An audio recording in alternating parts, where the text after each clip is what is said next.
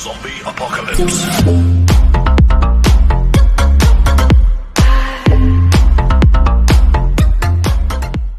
क्या स्कूल बच्चों को असली ज़िंदगी जीने के लिए तैयार करता है? मेरी मम्मी डैडी कहते थे, मेहनत से पढ़ो और अच्छे नंबर ले आओ, क्योंकि ऐसा करोगे तो एक अच्छी तनख्वाह वाली नौकरी मिल जाएगी।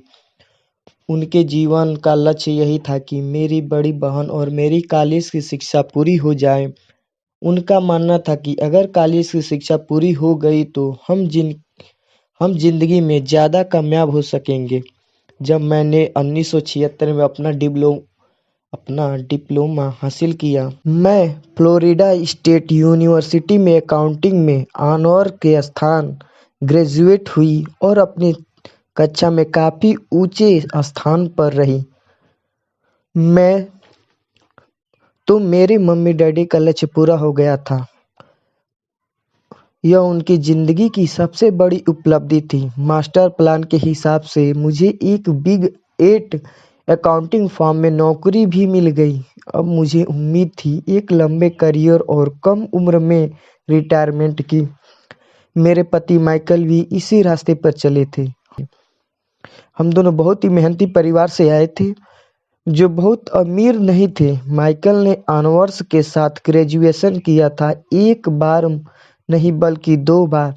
पहली बार इंजीनियर के रूप में और फिर लॉ स्कूल से। उन्हें जल्द लॉ में विशेषज्ञता रखने वाली वाशिंगटन डीसी की एक मानी हुई लॉ फर्म के नौकरी मिल गई और इस तरह उनका भविष्य भी सुनहरा लग रहा था। उनके करियर का नक्शा साफ था और यह बात तय थी कि वह भी जल्दी रिटायर हो सकते हैं। हालांकि हम दोनों ही अपने करियर में सफल रहे, परंतु हम जो सोचे थे हमारे साथ ठीक वैसा ही नहीं हुआ। हालांकि हम दोनों ही अपने करियर में सफल रहे, परंतु हम जो सोचते थे हमारे साथ ठीक वैसा ही नहीं हुआ। हमने कई बार नौकरियां बदली, हालांकि हर बार नौकरी बदलने के कारण सही थे, परंतु हमारे लिए किसी ने भी पेंशन योजना में निवेश नहीं किया। हमारे रिटायरमेंट फंड हमारे खुद के लगाए गए पैसे से ही बढ़ रहे हैं। हमारी शादी बहुत सफल रही और हमारे 3 बच्चे हैं। उनमें से 2 कॉलेज में हैं और तीसरा अभी हाई स्कूल में गया ही है। हमने अपने बच्चे को सबसे अच्छी शिक्षा दिलाने में बहुत सा पैसा लगाया। 1996 में एक दिन मेरा बेटा स्कूल से घर लौटा। स्कूल से हमारी शादी बहुत सफल रही है और हमने 3 बच्चे हैं। उनमें से 2 कॉलेज में हैं और तीसरा अभी हाई स्कूल में गया ही है। हमने अपने बच्चे को सबसे अच्छी शिक्षा दिलाने में बहुत सारा पैसा लगाया। 1996 में एक दिन मेरा बेटा स्कूल से घर लौटा। स्कूल से उसका मोहभंग हो गया था। वो पढ़ाई से ऊब चुका था। मैंने उस विषय को पढ़ने में इतना ज़्यादा समय क्यों बर्बाद करूं, जो असल जिंदगी में मेरे कभी काम नहीं आएंगे। उसने विरोध किया। बिना सोचे विचार ही मैंने जवाब दिया, क्योंकि अगर तुम्हारे अच्छे नंबर नहीं आए तो तुम कभी कॉलेज नहीं जा पाओगे, चाहे मैं कॉलेज जाऊं या ना जाऊं। उसने जवाब दिया, मैं अमीर बनकर दिखाऊंगा। अगर तुम कॉलेज से ग्रेजुएट नहीं हुए तो तुम्हें कोई अच्छी नौकरी नहीं मिलेगी। मैंने एक माँ की तरह चिंतित और आतंकित होकर कहा, बिना अच्छी नौकरी के तुम किस तरह अमीर बनने के सपने देख सकते हो? मेरे बेटे ने मुस्कुराकर अपने सिर को बोरियत भरे अंदाज में हिलाया। हम यह चर्चा पहले भी कई बार कर चुके थे। उसने अपने सिर को झुकाया और अपनी आंखें घुमाने लगा। मेरी समझदारी भरी सलाह एक बार फिर उसके कानों से भीतर नहीं गई थी। हालांकि वह स्मार्ट और प्रबल शक्तिशाली वाला युवा था, परंतु वह नर्म और शालीन भी था। मम्मी, उसने बोलना शुरू किया और भाषण सुनने की बारी अब मेरी थी। समय के साथ चलिए, अपने चारों तरफ देखिए। सबसे अमीर लोग अपनी शिक्षा के कारण इतनी अमीर नहीं बनते हैं। माइकल जॉर्डन और मैडोना को देखिए, यहाँ तक कि बीच में ही हार्वर्ड छोड़ देने वाले बिल गेट ने माइक्रोसॉफ्ट कायम किया। आज वे अमेरिका के सबसे अमीर व्यक्ति हैं और अभी उनकी उम्र भी 30 से 40 के बीच है। और उस बेसबॉल पिचर्स के बारे में सोचिए, में जो आपने सुना ही होगा, जो हर साल $40 लाख से ज्यादा कमाता है। जब उस पर दिमागी तौर पर कमजोर होने का लेबल लगा हुआ है। हम दोनों काफी समय तक चुप रहे। अब मुझे यह समझ में आने लगा था कि मैं अपने बच्चों को वही सलाह दे रही थी जो मेरे माता पिता ने मुझे दी थी। हमारे चारों तरफ की दुनिया बदल रही थी, परंतु हमारे सलाह नहीं बदल रही थी। अच्छी शिक्षा और अच्छे ग्रेड हासिल करना अब सफलता की गारंटी नहीं रह गई और हमारे बच्चों के अलावा ये बात किसी की समझ में नहीं आई थी। मम्मी, उसने आगे कहा, मैं डैडी और आपकी तरह कड़ी मेहनत नहीं करना चाहता। आपको काफी पैसा मिलता है और हम एक शानदार मकान में रहते हैं जिसमें बहुत से कीमती सामान हैं। अगर मैं आपकी सलाह मानूं तो मेरा हाल भी आप ही की तरह होगा। मुझे भी ज्यादा मेहनत करनी पड़ेगी ताकि मैं ज्यादा टैक्स भर सकूं और कर्ज में डूब जाऊं। वैसे भी आज की दुनिया में नौकरी की सुरक्षा बची नहीं है। मैं यह जानता हूं कि छोटे और सही आकार की फर्म कैसी होती हैं। मैं ये भी जानता हूँ कि आज के दौर में कॉलेज के स्नातकों को कम तनख्वाह मिलती है, जबकि आपके जमाने में उन्हें ज्यादा तनख्वाह मिला करती थी। डॉक्टर को देखिए, वे अब उतना पैसा नहीं कमाते जितना पहले कभी कमाया करते थे। मैं जानता हूँ कि मैं रिटायरमेंट के लिए सामाजिक सुरक्षा या कंपनी पेंशन पर भरोसा नहीं कर सकता। अपने सवालों के मुझे नए जवाब चाहिए। वह सही था, उसने नए जवाब चाहिए थे और मुझे भी। मेरे माता पिता की सलाह उन लोगों के लिए सही हो सकती थी जो 1945 के पहले पैदा हुए थे, पर यह उन लोगों के लिए विनाशकारी साबित हो सकती थी जिन्हें तेजी से बदल रही दुनिया में जन्म लिया था। अब मैं अपने बच्चों से यही सीधी सी बात नहीं कह सकती थी, स्कूल जाओ, अच्छे ग्रेड हासिल करो और किसी सुरक्षित नौकरी की तलाश करो। मैं जानती थी कि मुझे अपने बच्चों की शिक्षा को सही दिशा देने के लिए नए तरीकों की खोज करनी होगी। एक माँ और एक अकाउंटेंट होने के नाते मैं इस बात से परेशान थी कि स्कूल में बच्चों को धन संबंधित शिक्षा या वित्तीय शिक्षा नहीं दी जाती है। हाई स्कूल खत्म होने से पहले ही आज के युवाओं के पास अपना क्रेडिट कार्ड होता है। यह बात अलग है कि उन्हें कभी धन संबंधित पाठ्यक्रम में भाग नहीं लिया होता है और उन्हें यह भी नहीं पता होता है कि इसके किस तरह निवेश किया जाए। इस बात का ज्ञान तो दूर की बात है कि क्रेडिट कार्ड पर चक्रवृद्धि ब्याज की गणना किस तरह की जाती है। इसे आसान भाषा में कहे तो उन्हें धन संबंधित शिक्षा नहीं मिलती और यह ज्ञान भी नहीं होता कि पैसा किस तरह काम करता है। इस तरह वे उस दुनिया का सामना करने के लिए कभी तैयार नहीं हो पाते जो उनका इंतजार कर रही है। एक ऐसी दुनिया जिसमें बचत से ज्यादा खर्च को महत्व दिया जाता है। जब मेरा सबसे बड़ा बेटा कॉलेज के शुरुआती दिनों में अपने क्रेडिट कार्ड को लेकर खर्च में डूब गया तो मैंने उसे क्रेडिट कार्ड को नष्ट करने में उसकी मदद की। साथ ही मैं ऐसी तरकीब भी खोजने लगी जिससे मेरे बच्चों में पैसा की समझ आ सके। पिछले साल एक दिन मेरे पति ने मुझे अपने ऑफिस से फोन किया। मेरे सामने एक सज्जन बैठा है और मुझे लगता है कि तुम उससे मिलना चाहोगी, उसने कहा। उनका नाम रॉबर्ट कियोसाकी है। वे एक व्यावसायिक और निवेशक हैं तथा वे एक शैक्षणिक उत्पाद का पेटेंट करवाना चाहते हैं। मुझे लगता है कि तुम इसी चीज की तलाश कर रही थी जिसकी तुम्हें तलाश थी। मेरे पति माइकल रॉबर्ट कियोसाकी द्वारा बनाए जा रहे नए शैक्षणिक उत्पाद कैशफ्लो से इतने प्रभावित थे कि उन्हें इनके परीक्षण में हमें बुलवा लिया। यह एक शैक्षणिक खेल था, इसलिए मैंने स्थानीय विश्वविद्यालय में पढ़ रही अपनी 19वीं वर्षीय बेटी से भी पूछा कि क्या वह मेरे साथ चलेगी और वह तैयार हो गई। इस खेल में हम लगभग 15 लोग थे जो 3 समूह में विभाजित थे। माइकल सही थे, मैं इसी तरह के शैक्षणिक उत्पाद की खोज कर रही थी। यह किसी रंगीन मोनोपाली बोर्ड की तरह लग रहा था, जिसके बीच में एक बड़ा सा चूहा था, परंतु मोनोपाली से यह इस तरह अलग था कि इसमें दो रास्ते थे, एक अंदर और दूसरा बाहर। खेल का लक्ष्य था अंदर वाले रास्ते से बाहर निकलना, जिसे रॉबर्ट चूहा दौड़ कहते थे, और बाहरी रास्ते पर पहुंचना या तेज रास्ते पर जाना। रॉबर्ट के मुताबिक तेज रास्ता हमें यह बताता है कि असल जिंदगी में अमीर लोग किस तरह पैसा का खेल खेलते हैं। रॉबर्ट ने हमें चूहा दौड़ के बारे में बताया। अगर आप किसी भी औसत रूप से शिक्षित कड़ी मेहनत करने वाले आदमी की जिंदगी को देखें तो उसमें आपको एक सा ही सफल दिखेगा। बच्चा पैदा होता है, स्कूल जाता है, माता पिता खुश हो जाते हैं क्योंकि बच्चे को स्कूल में अच्छी नंबर मिलती है और उसका दाखिला कॉलेज में हो जाता है।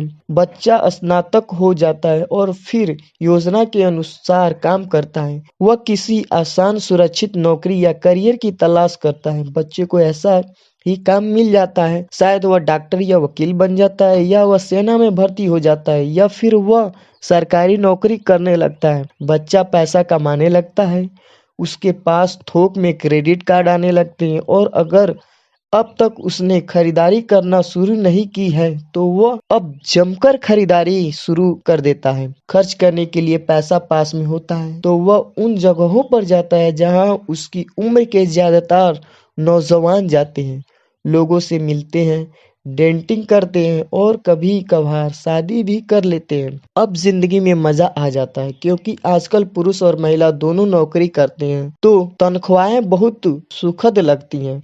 पति पत्नी दोनों को लगता है कि उनकी जिंदगी सफल हो गई है। उन्हें अपना भविष्य सुनहरा नजर आता है। अब वे घर, कार, टेलीविजन खरीदने का फैसला करते हैं, छुट्टियां मनाने कहीं चले जाते हैं, और फिर उनके बच्चे हो जाते हैं। बच्चों के साथ उनके खर्च भी बढ़ जाते हैं। खुशहाल पति पत्नी सोचते हैं कि ज्यादा पैसा कमाने के लिए अब उन्हें ज्यादा मेहनत करनी चाहिए। उनका करियर अब उनके लिए पहले से ज्यादा मायने रखता है। वे अपने काम में ज्यादा मेहनत करने लगते हैं ताकि उन्हें प्रमोशन मिल जाए या उनकी तनख्वाह बढ़ जाए। तनख्वाह बढ़ती है पर उसके साथ ही दूसरा बच्चा पैदा हो जाता है। अब उन्हें एक बड़े घर की जरूरत महसूस होती है। वे नौकरी में और भी ज्यादा मेहनत करते हैं, मेहनत कर्मचारी बन जाते हैं और ज्यादा मन लगाकर काम करने लगते हैं। ज्यादा विशेषज्ञ हासिल करने के लिए वे एक बार फिर किसी स्कूल में जाते हैं ताकि वे ज्यादा पैसा कमा सकें। हो सकता है कि वे दूसरा काम भी खोज लें। उनकी आमदनी बढ़ जाती है परंतु उस आमदनी पर उन्हें इनकम टैक्स भी चुकाना पड़ता है।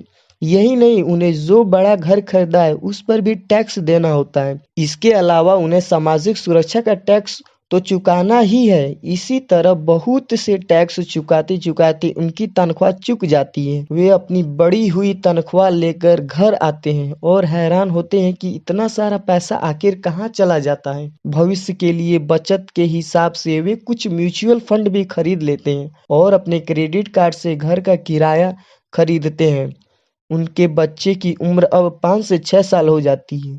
यह चिंता भी उन्हें सताने लगती है कि बच्चों के कॉलेज की शिक्षा के लिए भी बचत जरूरी है। इसके साथ ही उन्हें अपने रिटायरमेंट के लिए पैसा बचाने की चिंता भी सताने लगती है। 35 साल पहले पैदा हुए यह खुशहाल दंपति अब अपने नौकरी के बाकी दिन चूहा दौड़ में फंसकर बिताते हैं। वे अपनी कंपनी के मालिकों के लिए काम करते हैं, सरकार को टैक्स चुकाने के लिए काम करते हैं और बैंक में अपनी गिरवी संपत्ति या क्रेडिट कार्ड के कर्ज को चुकाने के लिए काम करते हैं। फिर वे अपने बच्चों को यह सलाह देते हैं कि उन्हें मन लगाकर पढ़ना चाहिए, अच्छे नंबर लाना चाहिए और किसी सुरक्षित नौकरी की तलाश करनी चाहिए। वे पैसे के बारे में कुछ भी नहीं सिखाते और इसलिए वे जिंदगी भर कड़ी मेहनत करते हैं। यह प्रक्रिया पीढ़ी दर पीढ़ी चलती रहती है। इसे चूहा दौड़ कहते हैं। चूहा दौड़ से निकलने का एक ही तरीका है और वह यह कि आप अकाउंट और इन्वेस्टमेंट दोनों क्षेत्र में निपुण हो जाएं। दिक्कत यह है कि इन दोनों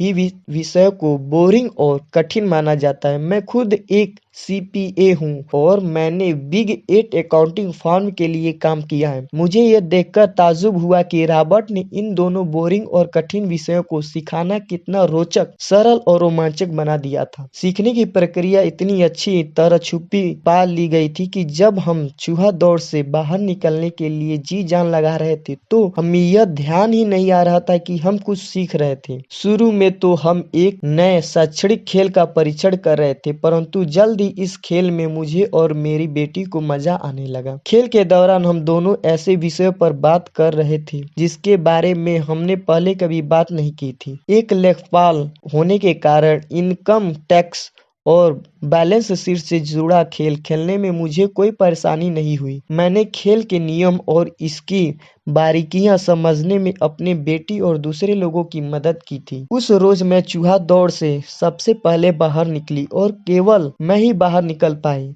बाहर निकलने में मुझे 50 मिनट का समय लगा। हालांकि खेल लगभग 3 घंटों तक चला। मेरी टेबल पर एक बैंकर बैठा था, इसके अलावा एक व्यवसायी था और एक कंप्यूटर प्रोग्रामर भी था। मुझे यह देखकर बहुत हैरत हुई कि इन लोगों को अकाउंटिंग या इन्वेस्टमेंट के बारे में कितनी कम जानकारी है, जबकि ये विषय उनकी जिंदगी में कितनी ज्यादा अहमियत रखते हैं। मेरे मन में यह सवाल भी उठ रहा था कि वे असल जिंदगी में अपने पैसे धेले के कारोबार को कैसे संभालते होंगे। मैं यह समझ सकती थी कि मेरी 19 साल की बेटी क्यों नहीं समझ सकती, पर ये लोग तो उनके दुगनी उम्र के थे और उन्हें ये बात समझ में आनी चाहिए थी। चूहा दौड़ से बाहर निकलने के बाद मैं 2 घंटों तक अपनी बेटी और इन शैक्षणिक अमीर वयस्कों को पासा फेंकते और अपना बाजार फैलाते देखती रही। हालांकि मैं खुश थी कि वे लोग कुछ नए सीख रहे थे, लेकिन मैं इस बात से बहुत परेशान और विचलित थी कि वयस्क लोग सामान्य अकाउंटिंग और इन्वेस्टमेंट के मूलभूत बिंदु के बारे में कितना कम जानते हैं। उन्हें अपने इनकम स्टेटमेंट और अपनी बैलेंस शीट के आपसी संबंध को समझने में ही बहुत समय लगा। अपनी संपत्ति खरीदने और बेचते समय उन्हें ध्यान ही नहीं रहा कि हर सौदे से उनकी महीने की आमदनी पर असर पड़ रहा है। मैंने सोचा, असल जिंदगी में ऐसे करोड़ों लोग होंगे जो पैसे के लिए सिर्फ इसलिए परेशान हो रहे हैं क्योंकि उन्हें ये दोनों विषय कभी नहीं पढ़े। मैंने मन में सोचा, भगवान का शुक्र है कि हमें मजा आ रहा है और हमारा लक्ष्य खेल में जीतना है। जब खेल खत्म हो गया तो रॉबर्ट ने हमें 15 मिनट तक कैश फ्लो पर चर्चा करने और इनकी समीक्षा करने के लिए कहा। मेरे टेबल पर बैठा व्यवसायी खुश नहीं था। उसे खेल पसंद नहीं आया था। मुझे यह सब जानने की कोई जरूरत नहीं थी। उसने जोर से कहा, मेरे पास इन सब के लिए अकाउंटेंट्स, बैंकर और वकील है जिन्हें यह सब मालूम है। रॉबर्ट का जवाब था, क्या आपने गौर किया है कि ऐसे बहुत से अकाउंटेंट और जो अमीर नहीं है, वे यही हाल बैंकर्स, वकीलों, रॉबर्ट स्टार बोर्ड्स और रियल इस्टेट ब्रोकर्स का भी है। और यही हाल बैंकर्स, वकील और स्टार ब्रोकर्स और रियल इस्टेट ब्रोकर्स का भी है। वे बहुत कुछ जानते हैं और प्रायः वे लोग स्मार्ट होते हैं, परंतु उनमें से ज्यादातर अमीर नहीं होते, क्योंकि हमारे स्कूल हमें वह सब नहीं सिखाते जो अमीर लोग जानते हैं। इसलिए हम इन लोगों से सलाह लेते हैं, परंतु एक दिन जब आप किसी हार्डवेयर प्रकार से जाते हैं, आप ट्रैफिक जाम में फंस जाते हैं, आप बाहर निकलने के लिए छटपटाते हैं। जब आप अपनी दाईं तरफ देखती हैं तो वहां आप देखते हैं कि आपका अकाउंटेंट्स भी उसी ट्रैफिक जाम में फंसा हुआ है। फिर आप अपनी बाईं तरफ देखते हैं और आपको वहां अपना बैंकर भी उसी हाल में नजर आता है। इससे आपको हालात का अंदाजा हो जाता है। कंप्यूटर प्रोग्रामर भी इस खेल से प्रभावित नहीं हुआ। यह सीखने के लिए मैं सॉफ्टवेयर खरीद सकता हूँ। बैंकर जरूर प्रभावित हुआ था। मैंने स्कूल में अकाउंटिंग सीखी थी, परंतु मैं अब तक यह नहीं समझ पाता था कि इसे असल जिंदगी में किस तरह काम में लाया जाए। अब मैं समझ गया हूँ, मुझे चूहा दौड़ से बाहर निकलने के लिए खुद को तैयार करने की जरूरत है। परंतु मेरी पुत्री के विचारों से मैं सबसे ज्यादा रोमांचित हुई। उसने कहा, मुझे सीखने में बड़ा मजा आ रहा है। मैंने इस बारे में बहुत कुछ सीखा कि पैसा असली में किस तरह काम करता है और इसका निवेश किस तरह करना चाहिए। फिर उसने आगे कहा, अब मैं जानती हूँ कि मैं अपना काम करने के लिए किस तरह का व्यवसाय चुनूं, और यह व्यवसाय चुनने का कारण नौकरी की सुरक्षा, उससे मिलने वाले फायदे या तनख्वाह नहीं होंगे। अगर मैं इस खेल में सिखाई जाने वाली बातें सीख जाती हूँ तो मैं कुछ भी करने के लिए आजाद हूँ, और वह सीखने के लिए आजाद हूँ जो मैं दिल से सीखना चाहती हूँ। अभी तक मुझे उस चीज की को सीखना पड़ा था जिसे मुझे नौकरी पाने में मदद मिले। अगर मैं यह खेल सीख जाती हूँ तो मुझे नौकरी की सुरक्षा और सामाजिक सुरक्षा की ज्यादा चिंता नहीं होगी, जैसे कि मेरी बहुत सी सहेलियों को होती हैं। खेल खत्म होने के बाद मुझे रॉबर्ट से बात करने के लिए ज्यादा समय नहीं मिला। हमने उनकी योजना पर आगे बातें करने के लिए बाद में मिलने का फैसला किया। इतना तो मैं जानती थी कि इस खेल के बहाने रॉबर्ट यह चाहते थे कि लोगों में पैसे की वजह समझ विकसित हो जाए।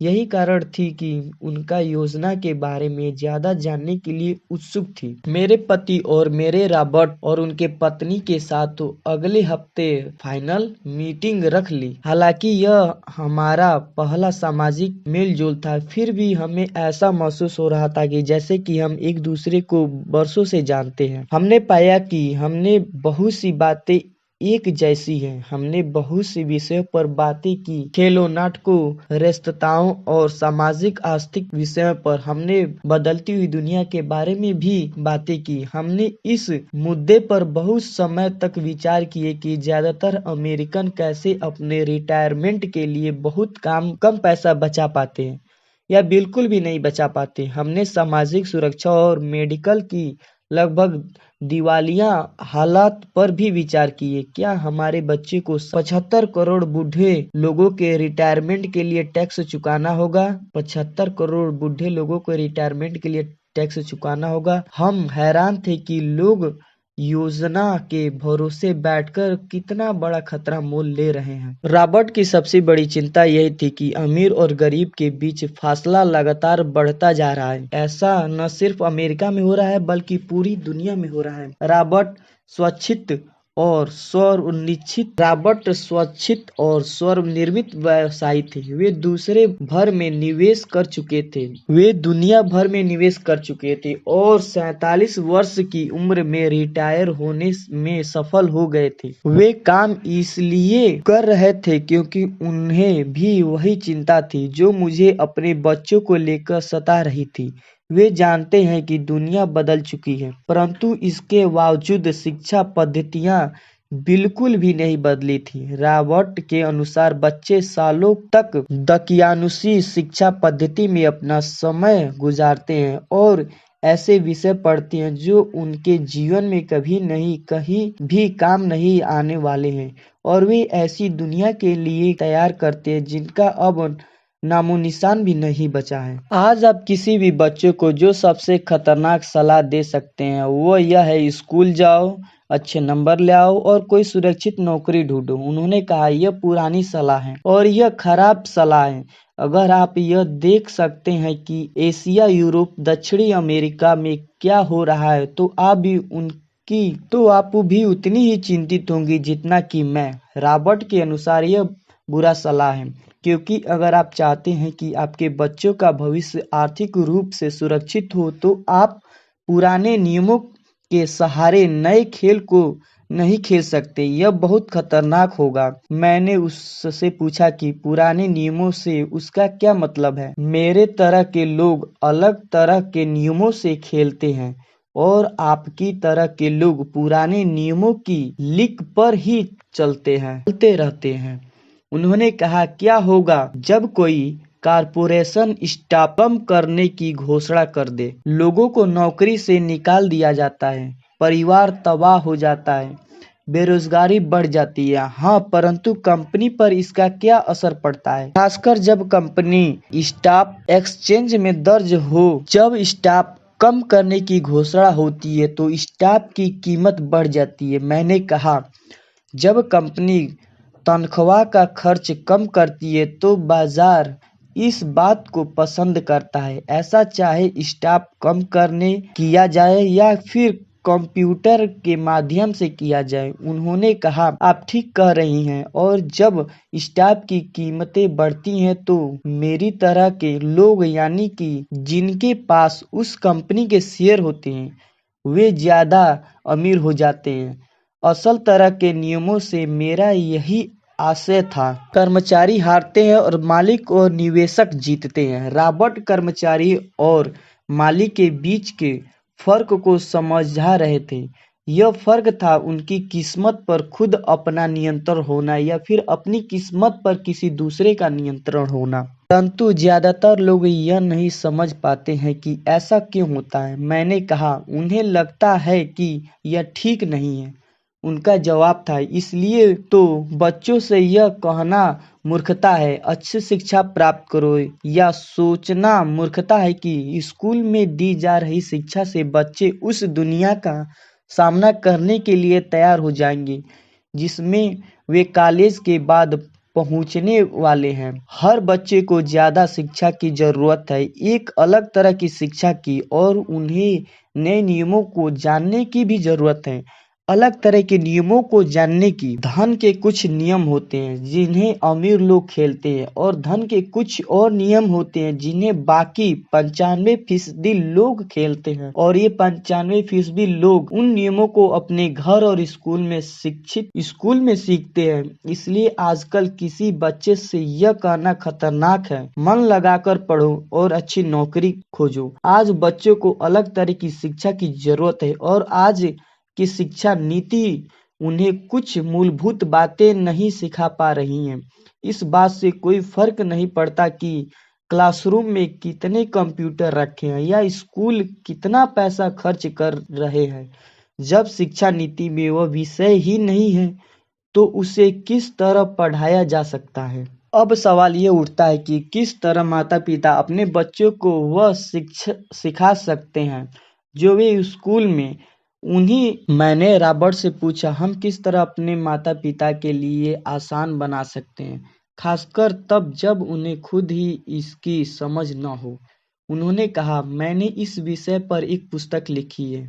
वह पुस्तक कहाँ है? मेरे कंप्यूटर में। यह बरसों से वहीं बिखरी पड़ी है। मैं कभी कभार उसमें कुछ बातें जोड़ देता हूँ, परंतु मैं आज तक उसे कभी इकट्ठा नहीं कर पाया। मैंने इस पुस्तक को तब लिखना शुरू किया था जब मेरी पहली पुस्तक बेस्ट सेल हो गई थी, परंतु मैं अभी तक अपनी नई पुस्तक को पूरा नहीं कर पाया हूँ।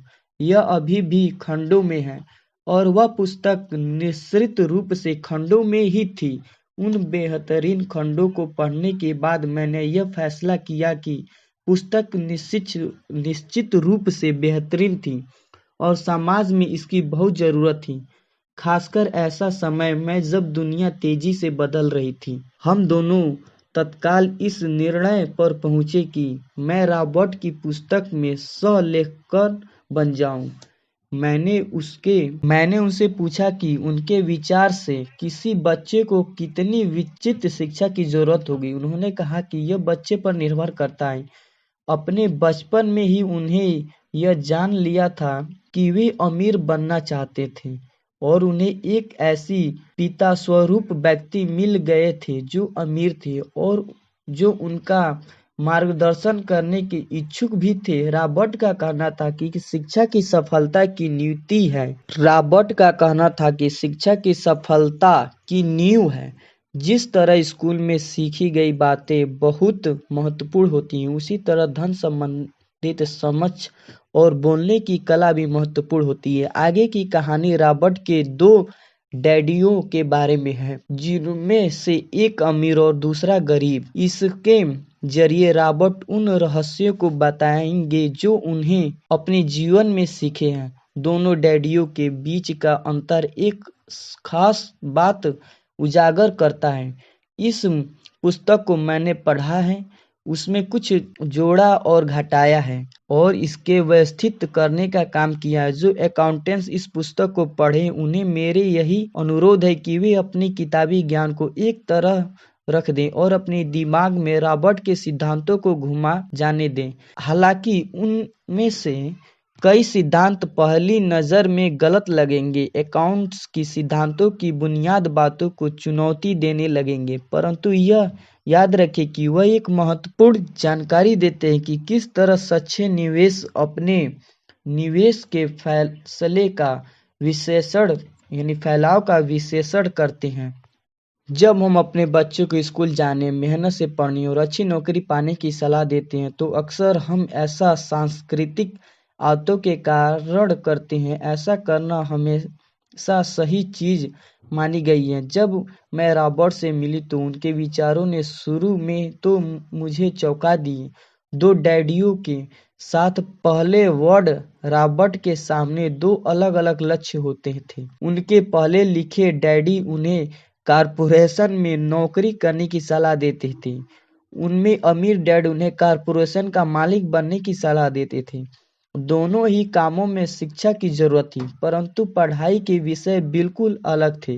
पढ़े लिखे डैडी रॉबर्ट को स्मार्ट बनने के लिए प्रोत्साहित करते थे। अमीर डैडी रॉबर्ट को यह जानने की प्रोत्साहित करते थे कि किस तरह स्मार्ट लोगों की सेवाएं की जाए। दो डैडियों के होने से कई समस्याएं भी पैदा हुई। रॉबर्ट के असली डैडी हार्वर्ड राज्य में शिक्षा प्रमुख थे। जब रॉबर्ट 16 साल के हुए तो उन्हें इस बात की कोई खास चिंता नहीं सता रही थी। अगर तुम्हें अच्छे नंबर नहीं मिले तुम्हें कोई अच्छी नौकरी नहीं मिलेगी। वे पहले से ही जानते थे कि उन्हें कैरियर का लक्ष्य था कारपोरेशन का मालिक बनना, न कि उसे नौकरी करना। सच तो यह है कि अगर हाई स्कूल में समझदार और मेहनती परम सदाता नहीं मिला हो तो रॉबर्ट कभी कॉलेज भी नहीं गया होते।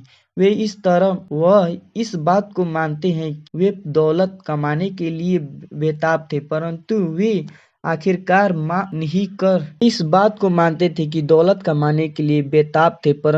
आखिरकार मान ही गए कि कॉलेज की शिक्षा से भी उन्हें फायदा हो सकता है। दरअसल इस पुस्तक के दिए गए विचार शायद बहुत से माता पिताओं को क्रांतिकारी और अतिशयोक्तिपूर्ण लगेंगे। कई लोगों को तो अपने बच्चों को स्कूल में रखने में ही काफी मेहनत करनी पड़ती है, परंतु बदलती हुई समय को देखते हुए हमें नए और जोखिम भरे विचारों की तरफ ध्यान देने की जरूरत है। अपने बच्चों को कर्मचारी बनने की सलाह देने का मतलब यह है कि हम उन्हें जिंदगी भर अपनी खून पसीने की कमाई से इनकम टैक्स एवं और भी न जाने कितने टैक्स चुकाने की सलाह देते हैं, और इसके बाद भी पेंशन की कोई गारंटी नहीं होती।